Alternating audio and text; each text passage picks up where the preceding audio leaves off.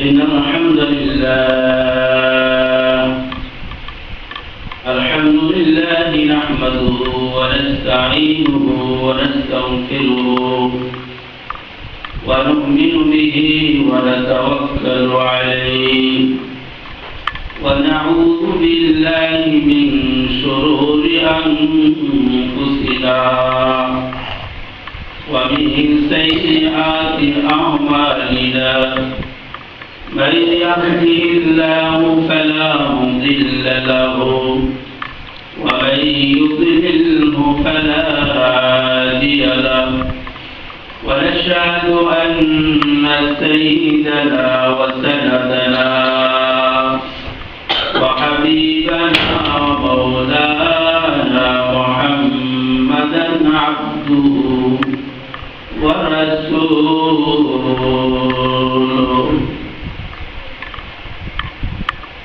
أما بعد فقد قال الله تبارك وتعالى في كلامه المجيد يا أيها الذين آمنوا لا تلهكم أموالكم ولا أولادكم عن ذكر الله ومن يفعل ذلك فأولئك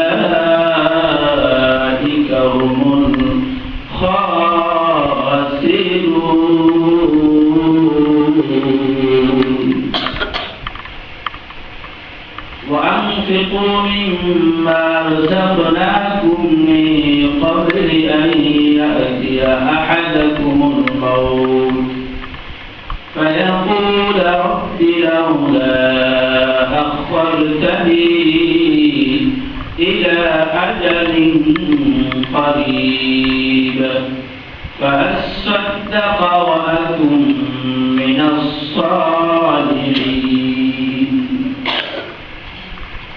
عن أبي هريرة رضي الله تعالى قال النبي صلى الله عليه وسلم إن الله لا ينظر إلى صوركم وأموالكم ولكن ينظر إلى قلوبكم وأعمالكم أو كما قال عليه الصلاة والسلام.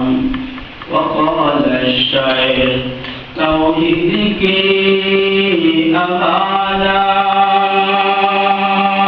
أمانات سينو में है हमारा आशा नहीं मिटाना नाम शाह हमारा बातिल की जुमले वाले पेशोद सवार खार चुका है इंतहा हमारा. اللهم صل على محمد وعلى آل محمد. شكرا لك. اللهم صل على محمد وعلى آل محمد كما صليت على إبراهيم وعلى آل إبراهيم إنك حميد مجيد. اللهم بارك على محمد وعلى آل محمد كما باركت على إبراهيم وعلى آل إبراهيم إنك حميد مجيد. لا إله إلا الله لا إله إلا الله لا إله إلا الله لا إله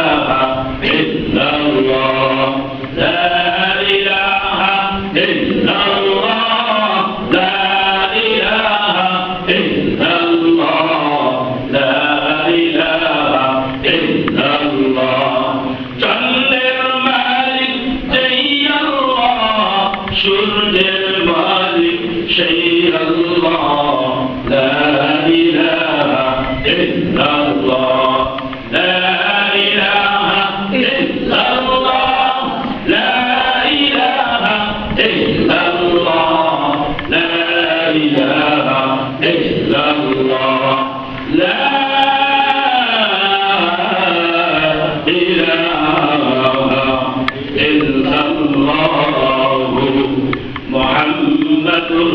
রাসূলুল্লাহ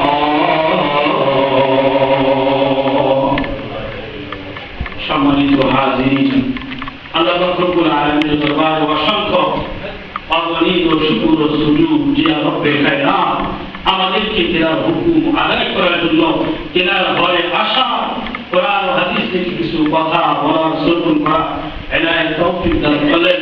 এই জন্য অন্তরের স্থান থেকে মনটাকে উজাড় করে দিয়ে রব্বে কায়নাতের দরবারে শুকরিয়া আদায় করি। আলহামদুলিল্লাহ।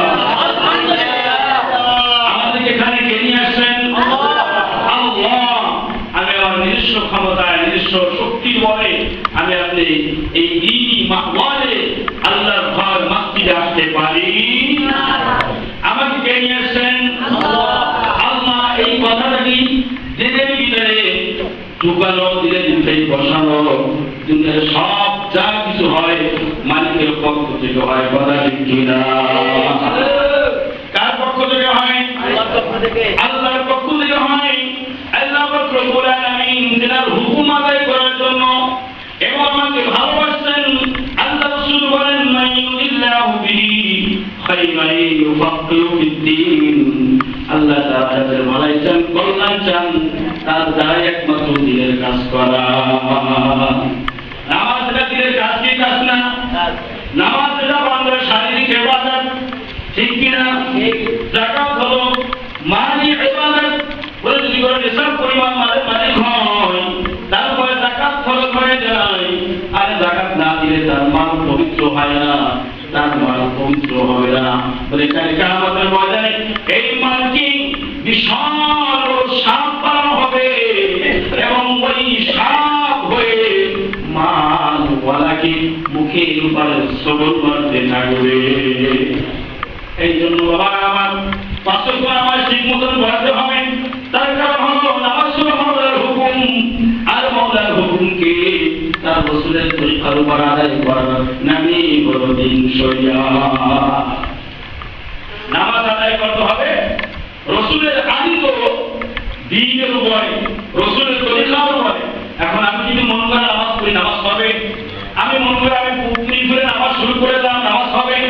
ওই আচ্ছা একটা পাগল, কথা বলেন তো, এটা পাগল হয়েছে, এটা আচ্ছা একটা পাগল হয়েছে। এই জন্য নামাজ পড়তে হবে কিবলার দিকে মুখ করে, আমার সিনাটা কিবলার দিকে থাকতে হবে। হ্যাঁ, তাহলে রব্বে কায়নাত আমার নামাজকে কবুল করবেন, কথা ঠিক কিনা? আল্লাহ রাসূল বলেছেন সাল্লু কামা রাআইতুমুনি উসাল্লি। জয় বলেন সুবহানাল্লাহ। তোমরা নামাজ পড়ো যেরকম ভাবে তোমরা আমাকে নামাজ পড়তে দেখেছো। সুবহানাল্লাহ। বলতেছেন আল্লাহ রাসূল বলতেছেন সাহাবাদেরকে তোমরা নামাজ আদায় করো যেরকম ভাবে তোমরা আমাকে নামাজ আদায় করতে দেখেছো। এই জন্য বাবা আমার আল্লাহ রব্বুল আলামিন কেন আপনাকে দুনিয়া পাঠাইলেন? তার ইবাদত বন্দী করার জন্য এবং ইসলামের যে ভিত্তি আছে, ইসলামের যে রকমগুলো আছে, ওই রকমগুলোকে আদায় করার জন্য আল্লাহ রব্বুল আলামিন আমাকে দুনিয়ায় প্রেরণ করেছেন, ঠিক কিনা? এই জন্য ভাইরা আমার আল্লাহ রব্বুল আলামিন বলেন ইয়া আইয়ুহাল্লাযীনা আমানু লা তুলহিকুম আমওয়ালুকুম ওয়ালা আওলাদুকুম আন যিকরিল্লাহ। হে ঈমানদার ভাইরা, তোমাদের যেন তোমাদের ধন সম্পদ এবং সন্তান সন্ততি যেন আল্লাহর স্মরণ থেকে তোমাদেরকে গাফেল না করে ফেলে। সন্তানের মহাব্বতে পড়িয়া, সম্পদের মহাব্বতে পড়িয়া এমন না হয় যে তুমি তোমার রবকে ভুলে গেছো, এমন না হয় তুমি তোমার মালিককে ভুলে গেছো। যেই মালিক কত সুন্দর করে তোমাকে বানাইছে, এমনটা যেন না হয় তুমি তোমার রবকে ভুলে গেছো।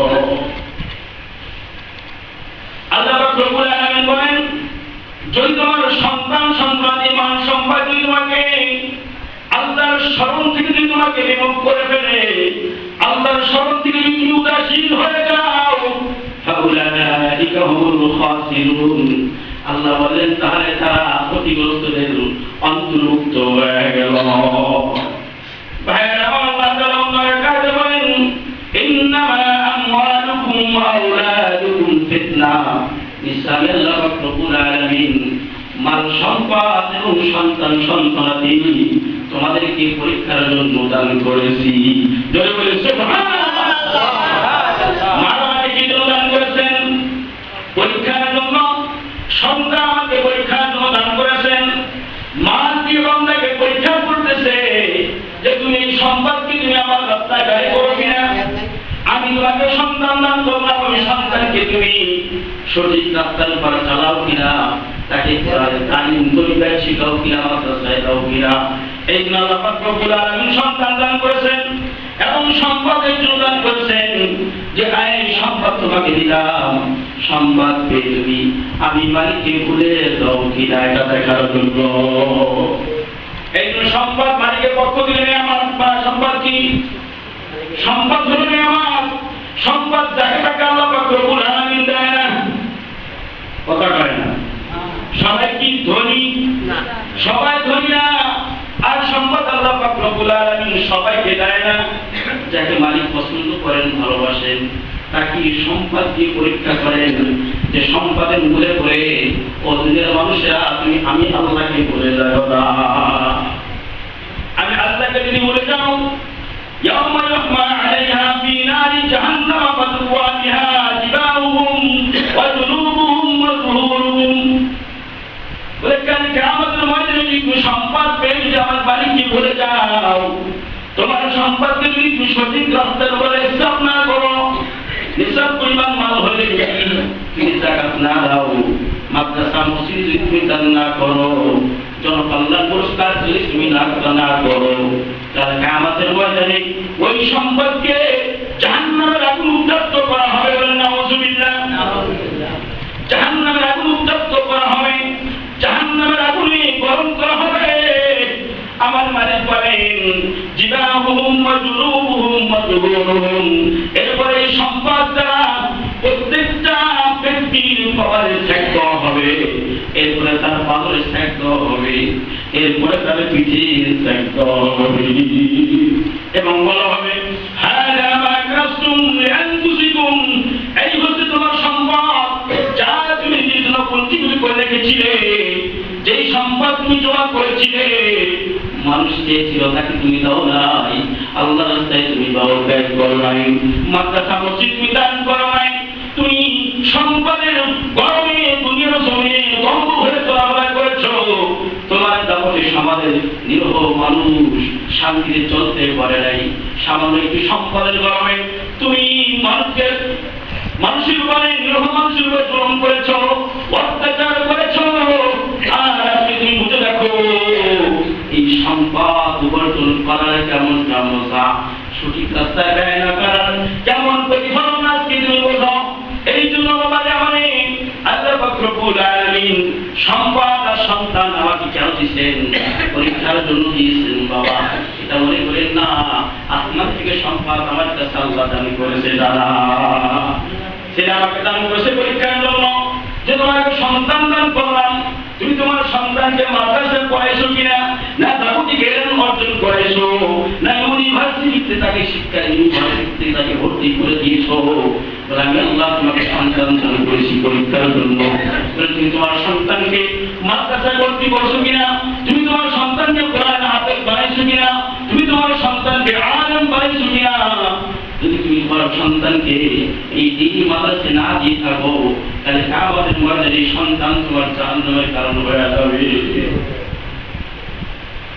এই সন্তানকে কিয়ামতের ময়দানে আল্লাহর কাছে দরখাস্ত করবে, রব্বানা আরিনাল্লাযীনা আযাল্লানা মিনাল জিন্নি ওয়াল ইনসি নাজআলহুমা তাহতা আকদামিনা লিয়াকুনা মিনাল আসফালিন। যে জনসাধারণ মুসলিমরা বিভ্রান্ত হয়েছে, পথভ্রষ্ট হয়েছে, রব্বানা করবে আমাদের মালিক, আপনি আমাদের নাফরমান পিতাদেরকে, আমাদের নাফরমান পিতাদেরকে আপনি জাহান্নামের গেটের সামনে তাদেরকে সরায় দেন এবং তাদেরকে পাড়ায় আমরা জাহান্নামে চলে যাই। আমাদের দিলের ভিতরে বিন্দু পরিমাণ কষ্ট লাগবে না। তার কারণ হলো আমার পিতা কখন আমাকে নামাজ পড়ার জন্য বলে নাই, আমার পিতা কখন আমাকে কোরআন পড়ার জন্য বলে নাই, আমার বাবা কখন আমাকে মাদ্রাসায় যাওয়ার জন্য বলে নাই। আল্লাহু আকবার। যদি আমার পিতা আমাকে মাদ্রাসায় ভর্তি করাইতো, তিনি ইলম যদি আমাকে শিখাইতো, তাহলে আমি আল্লাহ আর এই জাহান্নামের আসল হইতাম না। এই জন্য ভাইয়েরা আমার, এখনো হায়াতে জিন্দেগি আছে, হায়াতে জিন্দেগি থাকা অবস্থায় মালিকের ইবাদত বন্দেগি করতে হবে, মালিকের ইবাদত বন্দেগি করতে হবে এবং এই সন্তানকে সুশিক্ষায় শিক্ষিত করতে হবে।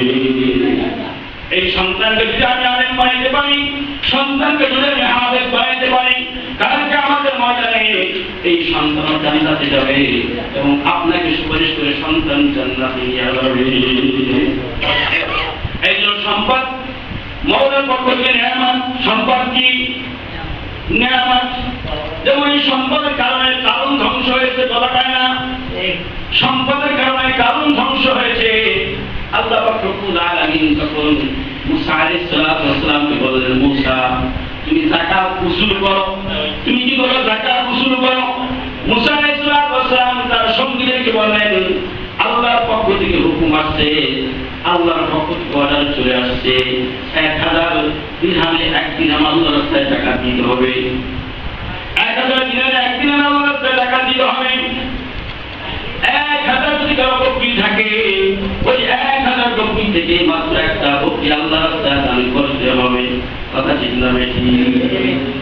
আল্লাহু আকবার। এই কথা যখন মুসা আলাইহিস সালাম সারা মিশরের সমস্ত সম্প্রদায়কে, তার অনুসারী যারা সকলকে আহ্বান করে থেকে সকলের মাঝে এই কথাটাকে প্রচার করে দিলেন এবং সকলে এই কথাগুলো মেনে নিল এবং কারণ ওখানে ছিল সে ওই কথাগুলো মেনে নিল, কারণ সে কথাগুলো মেনে নিল। আল্লাহু আকবার, আল্লাহু আকবার। এরপরে যখন ওই মসজিদ থেকে কারণ যখন বাড়ি চলে গেল, বাড়ি যাওয়ার পরে সে তার সমস্ত সম্পত্তি একটু হিসাব করছে। আমার মুসা বলছে যাকাত দেওয়ার জন্য একটু দেখি, আমি আমার সম্পত্তিকে হিসাব করে দেখি। দেখেন সম্পদ যদি 1001 দিরহাম, 1 দিনারে 1 দিনার যদি যাকাত দেওয়া হয়, 1000 বকরির কাছে যদি একটা বকরি আল্লাহর রাস্তায় দিয়ে দেওয়া হয়, বিশাল বড় সম্পদের একটা যে আমার সম্পদ থেকে চলে যায়। পরের দিন মুসা আলাইহিস সালামের কাছে আসছেন, আমি যাকাত দিতে পারবো না, আমি যাকাত দিতে পারবো না। এরপরে কারণ সে মিশরের সমস্ত মানুষদেরকে আহ্বান করেছে। আল্লাহু আকবার, আল্লাহু আকবার। যে মুসা তো এক এক করতে করতে সে আমাদের উপর একটা হুকুম জারি করতেছে, আর যদি সে এভাবে আমাদের উপর হুকুম জারি করে, তাহলে এক সময় আমাদের সম্পদ সব মুসা নিয়ে যাবে। সম্পদ কে নেবে? মুসা নিয়ে যাবে। মুসা আলাইহিস সালাম দরিয়া কিনারায় তার সমস্ত সম্প্রদায়দেরকে নিয়ে, কিপ্তি বংশের কিপ্তিদেরকে নিয়ে, বনী ইসরাঈলদেরকে নিয়ে মুসা আলাইহিস সালাম সফর করবেন। আর তিনটার ভাই হারুন আলাইহিস সালামকে আল্লাহ পাক রব্বুল আলামিনের হুকুমে কুরবানির জানোয়ারগুলো কুরবানির জন্য জমা দেওয়ার জন্য বললেন। বনী ইসরাঈলের সমস্ত মানুষরা তাদের কুরবানির জানোয়ারগুলো তার কাছে দিয়ে দেন, সমর্থ করলেন। আর হারুন আলাইহিস সালাম ওই কুরবানির জানোয়ারগুলো কুরবানির স্থানে রেখে দিলেন। আসমান থেকে একটা আগুন এসে কুরবানির জানোয়ারগুলো জ্বালায়া দিল। কুরবানির জানোয়ার, সুবহানাল্লাহ, কুরবানির জানোয়ারগুলো যখন জ্বালিয়ে দিল, কারণ বলতেছে আমি তোমাকে মানি না, তার কারণ হলো আল্লাহ পাক রব্বুল আলামিন তোমাকে তাওরাত কিতাব দান করেছে আর তোমার ভাইকে কুরবানির জিম্মাদারি দিয়েছে। আল্লাহ কি চোখে দেখবো না আমি এই বনী ইসরাঈলের ভিতরে তোমাদের পরে সর্বোচ্চ বড় আলেম? আল্লাহ কি আমার উপর কোনো দায়িত্ব দিতে পারবো না? অতএব আমি তোমাদেরকে বিশ্বাস করি না, তোমাদেরকে মানি না। হ্যাঁ, যদি তোমরা কোনো চাক্ষুষ প্রমাণ আমাকে দেখাইতে পারো, তাহলে আমি তোমাদের কথা বিশ্বাস করব। বলেন সুবহানাল্লাহ। মুসা আলাইহিস সালাম বলেন, আচ্ছা ঠিক আছে, তোমরা এক একটা লাঠি জমা করো। কি জমা করো? এক একটা লাঠি জমা করো, এবং সকলে এক একটা লাঠি জমা করো, এবং সকলে লাঠিগুলো মুসা আলাইহিস সালাম বললেন, তোমরা সমস্ত লাঠিগুলো তোমরা তাঁবুর নিচে সরিয়ে দিয়ে ফেলো। সুবহানাল্লাহ। এক এক করে সকলে এক একটা লাঠিকে তাঁবুর নিচে তাঁবুর নিচে ঘিরে ফেলো। পরের দিন সকালবেলা মুসা আলাইহিস সালাম বললেন, আচ্ছা ঠিক আছে, এখন তোমরা আসো। পরদিন সকালবেলা পর সকলে ওই তাঁবুর কাছে জমা হলো।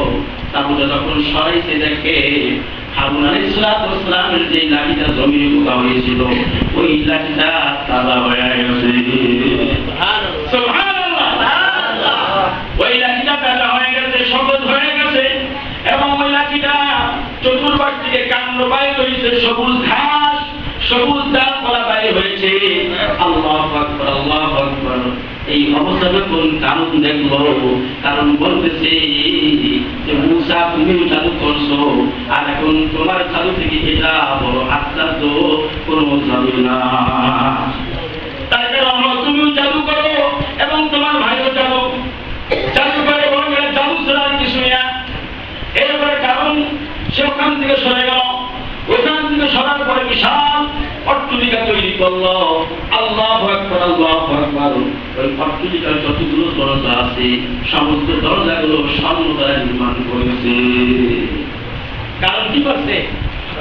স্বর্ণ দ্বারা নির্মাণ করেছে। এবং ওই অট্টালিকার ভিতরে যতগুলো দেওয়াল রয়েছে, সমস্ত দেওয়ালগুলো স্বর্ণ দ্বারা আসছে, স্বর্ণ দ্বারা খচিত, সুন্দর করে আসছে। সকাল সন্ধ্যা তখন ওই কারণের যারা অনুসারী তারা ওই অট্টালিকা আসে সফরের জন্য, ভ্রমণের জন্য আসে। আর তারা ওখানে ঢোকে এবং তার মনোদৃশ্য থেকে সকলে পাগল করা হয়ে যায়, কারণের আকৃষ্ট হয়ে যায়। এবং ওখানে খানা পিনার অবস্থা করা রাখছেন, সকলে ওখানে খানা পিনা খায়। সকলে কি করে? খানা পিনা খায়। আল্লাহু আকবার, আল্লাহু আকবার। আর কারণ বললো, এইভাবে যদি আমাদের সংখ্যা যাইতে থাকে, তাহলে আমরা সকলে পঙ্গু হয়ে যাব। সে সমস্ত কীর্তি সমস্ত ছেলেদেরকে আহ্বান করলো এবং থেকে তাদেরকে বলল, একটা উপায় আছে মুসা আলাইহিস সালামকে দুনিয়ার মুক্তি ইসলামত করার জন্য। বলে কি? একটা পরামর্শ হলো, অমুক মহিলাকে তোমরা আহ্বান করে দাওয়াত দাও। ওই মহিলার মাধ্যমে আমরা মুসাকে দুনিয়ার মুক্তি ইসলামত করে দিতে পারবো। আল্লাহু আকবার। একটা মহিলাকে আহ্বান করা হলো। ওই মহিলাকে বললো, তুমি শুধু বলবা যে মুসা আমার সঙ্গে জেনা করেছে। বলে নাউজুবিল্লাহ, যে মুসা আলাইহিস সালাম ওর সাথে জেনা করেছে। আর এই কথা যদি তুমি বলো, এই কথার পরিমাণ তোমাকে 1000 দিরহাম দেওয়া হবে। 1000 দিরহাম দেওয়া হবে। জেনা করে এই মহিলা সে রাজি হয়ে গেল। কি হয়ে গেল? রাজি হয়ে গেল। পরে তিনি কারণ সে হাজার হাজার সৈন্য বাহিনীকে নিয়ে জমা করলো এবং মিশরের একটা ময়দানে জমা হইল এবং সমস্ত মানুষদেরকে আহ্বান করলো। এরপরে মুসা আলাইহিস সালামকে খবর দিল যে মুসা, আপনি একটু আমাদের ময়দানে আসলেন, আমাদেরকে ওয়াজ করে না, আমাদেরকে একটু ওয়াজ নসিহত করে দেন। মুসা আলাইহিস সালাম ওখানে আসলেন এবং বনি ইসরাঈলকে সম্বোধন করে মুসা আলাইহিস সালাম ওয়াজ শুরু করে দিলেন। আল্লাহু আকবার, আল্লাহু আকবার। মুসা আলাইহিস সালাম বলেন, যদি কেউ চুরি করে তাহলে তার হাত কেটে দেওয়া হবে। কি? যদি কেউ চুরি করে তাহলে তার হাত কেটে দেওয়া হবে। যদি কেউ মিথ্যা প্রমাণ দেয় তাহলে তাকে করা মানা হবে। আল্লাহু আকবার। আর যদি কোনো অবিবাহিত পুরুষ জেনা করে তাহলে তাকে করা মানা হবে। যদি কোনো বিবাহিত পুরুষ জেনায় লিপ্ত হয় তাহলে তাকে পাথর মেরে ভিতরে থেকে নাবুদ করে দিবে। এই ওয়াজ যখন করতেছে তখন কারণ বলল মুসা যদি তুমি এমন কাজের ভিতরে তুমি নিজে লিপ্ত থাকো তাহলে তোমার কি হবে? মুসা আলাইহিস সালাম বললেন যদি আমি ওই কাজের ভিতরে লিপ্ত থাকি তাহলে আমারও সাজা একই হবে। তার কারণ হলো মাওলার হুকুম আর আমার হুকুমের ভিতরে কোনো ব্যবধান নাই। আমি মুসা আমি আল্লাহর নবী তাহলে কি হয়েছে? আমি যদি গুনাহের কাজ করি অন্য মহিলাদের সঙ্গে যদি অন্যায় গুনাহের কাজ করি তাহলে আমার হুকুম তাই হবে। কারণ বলল আমাদের ধারণা আমাদের এই সমস্ত মানুষের বর্তমান ধারণা হলো আপনি অবক মহিলার সঙ্গে জেনা করছেন, বলেন নাউজুবিল্লাহ, আপনি অবক মহিলার সঙ্গে জেনা করেছেন এটা আমাদের ধারণা। তখন মুসা আলাইহিস সালাম আশ্চর্য হয়ে গেলেন, উনি কেমন যেন আসমান থেকে তার মাথার উপর বলল কথা কয় না। এরকম যদি কারো চোখ উপর যদি কেউ জানা কিছু জানা প্রমাণ দেয় সে কেমন অবস্থা হবে? মুসা আলাইহিস সালাম বলে আচ্ছা ঠিক আছে, তাহলে যে আমার বিপক্ষে যারা সংবাদ লাগাইছে ওই মহিলাকে তোমরা আমার দরবারে হাজির করো। মহিলাকে হাজির করা হলো। মহিলাকে আল্লাহ নবী মুসা আলাইহিস সালাম বললেন ওই রব্বে কায়নাতের কসম ও মহিলা, যে আল্লাহ পাক রব্বুল আলামিন আসমান থেকে তাওরাত কিতাব নাযিল করেছেন, যে আল্লাহ পাক রব্বুল আলামিন তোমাকে নাযিল করেছেন ওই আল্লাহর জায়গায় আমার মাওলা আমাকে নবী হিসেবে দুনিয়ার জমিনে পাঠিয়েছেন, ওই আল্লাহর দিকে তাকায়া তুমি একটা সত্যি কথা বলো। বলেন সুবহানাল্লাহ। কারণ যখন ওই মহিলাকে যখন হাজির করেছে মহিলার জবানটা ঘুরে গেছে। মহিলা বলতেছে আল্লাহ সারা জীবন জেলার কাজ করেছি, সারা জীবন গুনাহ করেছি, ব্যভিচার করেছি, আর আজকে আল্লাহর নবী মুসার বিরুদ্ধে আমি মিথ্যা সাক্ষী দিব, দুনিয়া বরবাদ আমার আখিরাত বরবাদ হয়ে যাবে। জয় বলি সুবহানাল্লাহ। ওই মহিলার জবান খুলে গেল। মহিলা বলতেছে ও মিশরের সমস্ত দর্শক তোমরা শোনো, আমাকে কারণ মিথ্যা সাক্ষী দেওয়ার জন্য আল্লাহর নবী মুসার বিরুদ্ধে মিথ্যা সাক্ষী দেওয়ার জন্য উচিত করেছে। আমাকে বলছে যদি তুমি মুসার বিরুদ্ধে মিথ্যা সাক্ষী দিতে পারো তাহলে তোমাকে 1000 দিরহাম দিব। বলেন নাউজুবিল্লাহ। আল্লাহু আকবার। ইবনে বাবা জবান কার আল্লাহ, ইবনে বাবা জবান আমার বলে আমার না, হাত কার হাত আমার না। ওয়াল্লাহি জুনুদুস সামাওয়াতি ওয়াল আরদ, আল্লাহ বলে আসমান জমিনের ভিতরে সব আমি মালিকের শূন্য। মিথ্যা সাক্ষী দিবা আল্লাহ তোমার জবানকে বন্ধ করে দিবে। মিথ্যা সাক্ষী তুমি কখনো দিতে পারবা না, কথা ঠিক কিনা? অন্যের বিরুদ্ধে মিথ্যা কথা বলবা আল্লাহ জবানটাকে ব্যাখ্যা করে দিবে, আল্লাহ জবানটাকে বন্ধ করে দিবে। ওই জবানকে তুমি কোনোদিন মিথ্যা কথা বলতে পারবা না। এরপর আল্লাহ নবী মুসা সিজদা করে বলেন আল্লাহ তুমি আমাদের নিষ্পাপ করেছো। তার কারণ হলো নবীরা হলেন মাসুম, নবীরা কখনো গুনাহ করেন না, আর কোন গুনার সাথে নবীরা জড়িত হয় না। আল্লাহ নবী মুসা সিজদায় পড়ে গেলেন, আল্লাহর কাছে কাঁদলেন আল্লাহ আমি এর বিচার চাই, আমি এর শাস্তি চাই। আল্লাহ পাক রব্বুল আলামিন বললেন মুসা তুমি দেখো আমি সব শুনবো। এরপর মুসা আলাইহিস সালাম আল্লাহর কাছে দোয়া করলেন, আল্লাহ তার দোয়াকে কবুল করলেন। আল্লাহ বললেন মুসা এই জমিনকে তো অধীন করে দিলাম, জমিনকে যা বলবি তাই শুনবে, জমিন কথা কয় না, জমিনকে তুই যা বলবি তাই শুনবে। আল্লাহ নবী মুসা দোয়া করলেন আল্লাহ এই নালায়েককে এই বরকতকে আমি আমার সম্মুখে দেখতে চাই না, তুমি এই নালায়েককে তুমি জমিনের নিচে নিয়ে যাও। আল্লাহ নবী মুসা যখন দোয়া করলেন জমিন মাটি নিচে কাঁদতে শুরু করলো, বলে কারণ একটু বললো ডাকলো, আবার বলে আল্লাহ তুমি নিয়ে নাও আমার সম্মুখ থেকে, হাতি পর্যন্ত নিয়ে গেল। আল্লাহ মুসা বলেন আল্লাহ এই নাফরমানকে দেখতে চাই না, তুমি দুনিয়া থেকে আমার সামনে থেকে নিয়ে যাও। মাথা পর্যন্ত গেলে গেল, মাথার পর আল্লাহ মুসা বলছে আল্লাহ ওরে আমার সামনে থেকে নিয়ে নাও, ঘাড় পর্যন্ত লেগে গেল। আল্লাহ মুসা বলতেছে আল্লাহ ওরে আমার সামনে থেকে নিয়ে নাও, পুরা মাথাটা সরল করে নিয়ে গেল। কারণ মুসার সঙ্গীরা বলল মুসা তুমি আমাদের মাফ করিয়ে দাও, আমাদের মনে হয়েছে আমাদের মাফ করে দাও, আমরা আমাদের ভুল বুঝতে পেরেছি। আল্লাহ পাক রব্বুল আলামিন ডাক দিলেন মুসা ওই কারণ বাঁচার জন্য